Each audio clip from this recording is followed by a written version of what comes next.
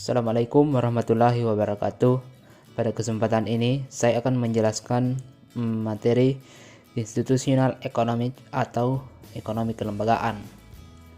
Munculnya aliran ekonomi kelembagaan merupakan suatu kekecewaan terhadap aliran ekonomi sebelumnya. Hal tersebut diperkuat oleh tulisan Omerod tahun 1994 dalam bukunya yang berjudul The Deal of Economics. Omerod menyatakan bahwa aliran neoklasik menyengsarakan masyarakat karena kurangnya campur tangan negara terhadap kebijakan fiskal dan moneternya yang diperlukan dalam suatu negara agar dapat berkembang dengan kesejahteraan yang merata. Definisi ekonomi kelembagaan. Institutional economics atau ekonomi kelembagaan merupakan ilmu ekonomi yang melibatkan kelembagaan berperan dalam membentuk perekonomian yang efisien. Ekonomi kelembagaan dibagi menjadi dua, yaitu ekonomi kelembagaan lama atau old institutional economics dan ekonomi kelembagaan baru atau new institutional economics. Dalam teori ekonomi kelembagaan baru tidak memiliki dasar ekonomi ortodoks, ekonomi klasik, dan ekonomi neoklasik. Namun, dalam teori ekonomi kelembagaan baru mendefinisikan adanya ketidaksempurnaan informasi dan terjadinya biaya transaksi secara bebas keluar masuk ke dalam pasar. Menurut Douglas Jenner, kelembagaan didefinisikan sebagai aturan main di dalam masyarakat dan pelaku yang mengaplikasikan aturan tersebut sebagai suatu alat yang digunakan manusia dalam berinteraksi antar sesama. Thorstein Veblen membagi kelembagaan atau institusional menjadi dua kelembagaan, yaitu kelembagaan teknologi dan kelembagaan seremonial. Kelembagaan teknologi meliputi mesin pengolah, penemuan, metode produksi, teknologi, dan lain-lain. Kelembagaan seremonial meliputi serangkaian hak-hak kepemilikan, struktur sosial dan ekonomi, serta kelembagaan keuangan. Menurut Clarence Ayres, kemajuan teknologi merupakan penggerak perubahan budaya dan menjadi bagian dari perubahan kelembagaan.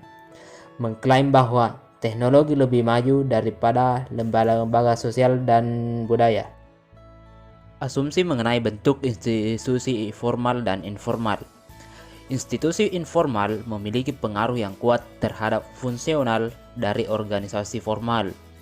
Institusi formal mempengaruhi inti dari institusi informal. Institusi formal dapat disusun dengan baik ketika institusi informal dijalankan secara berkelanjutan. Institusi formal dan informal memiliki tahapan yang berbeda dalam melakukan perubahan. Aspek ekonomi kelembagaan menurut Samuel.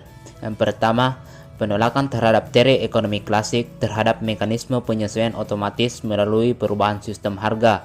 2. Kelembagaan menolak mengenai pasar bebas dan pasar efisien. Yang ketiga, menganggap bahwa teknologi dapat menentukan ketersediaan dan keterjangkauan. 4. Pengalokasian sumber daya melalui struktur kelembagaan. Yang kelima, tidak hanya memperhatikan harga, tetapi juga nilai-nilai yang terkandung dalam struktur dan perilaku sosial. Yang keenam, menolak pandangan neoklasik yang hanya memaksimalkan kepuasan individu tanpa melihat norma-norma yang ada dalam masyarakat. Yang ketujuh, ekonomi kelembagaan lebih demokratis dalam orientasinya. Dan yang kedelapan yaitu cara pandang yang menyeluruh dengan cara holistik dan menjelaskan kegiatan ekonomi dengan cara multidisiplin. Peran kelembagaan dalam transaksi ekonomi. Pertama, adanya hubungan dengan biaya transaksi dan bagaimana institusi dapat mengurangi biaya tersebut. 2. Keberhasilan institusi meningkatkan efisiensi bukan berarti dia dapat berhasil karena ada faktor kepentingan pribadi yang mempengaruhi. 3.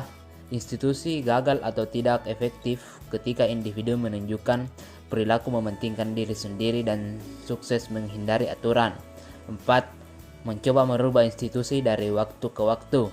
Dan yang kelima, institusi dapat ditegakkan dengan cara sukarela atau terpaksa.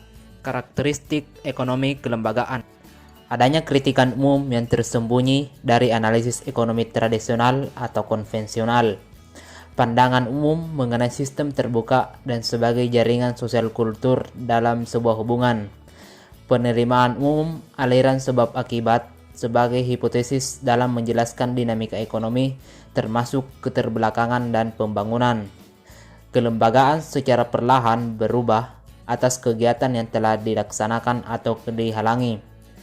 Kelembagaan juga mengatur larangan-larangan dan persyaratan dalam ekonomi.